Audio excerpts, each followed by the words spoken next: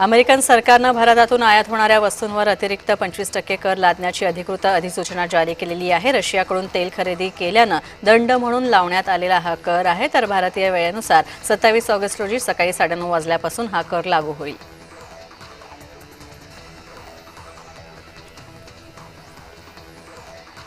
भारतीय नौदलाला INS उदयगिरी आणि INS हिमगिरी या दोन्ही नवीन युद्धनौका मिळालेल्या आहेत। या दोन्ही स्वदेशी बनावटीच्या युद्धनौका आहेत। त्यांची रचना अशा प्रकारे करण्यात आली आहे की त्या शत्रूच्या रडारवर इन्फ्रारेड आणि ध्वनी सेन्सर्सपासून वाचतील आणि त्यांना इंडो पॅसिफिक प्रदेशात तैनात केलं जाईल आणि त्यामुळे नौदलाची ताकद वाढेल।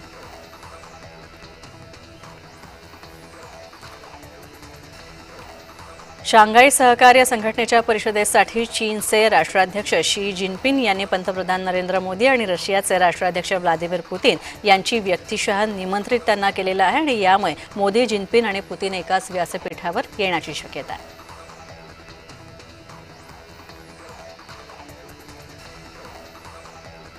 पंतप्रधान नरेंद्र मोदी यांनी गुजरातमधील हंसलपूर इथं ई-विटारा कारला हिरवा झेंडा दाखवला। तर ही मारुतीची पहिली इलेक्ट्रिक कार आहे। या कारमध्ये पूर्णपणे भारतीय बनावटीनं ही कार तयार करण्यात आलेली आहे। तर फेब्रुवारी 2025 पासून सुझुकी मोटर गुजरात प्रायव्हेट लिमिटेडच्या प्लांटमध्ये इलेक्ट्रिक SUVचं उत्पादन सुरू करते आहे।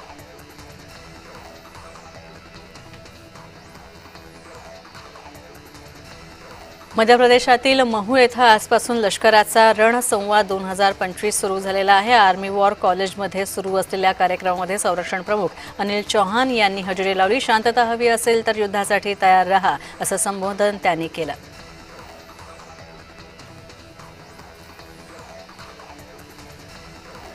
वैष्णोदेवी येथील अर्धकुमारी जवळ भूस्खलन झालं तर काही लोक यात जखमी झालेले आहेत। बचाव कार्य सुरू करण्यात आलेलं आहे। खराब हवामानामुळे वैष्णोदेवीची यात्रा स्थगित करण्यात आलेली आहे। तर श्रीमाता वैष्णोदेवी 3 तीर्थ मंडळानं ही माहिती दिली।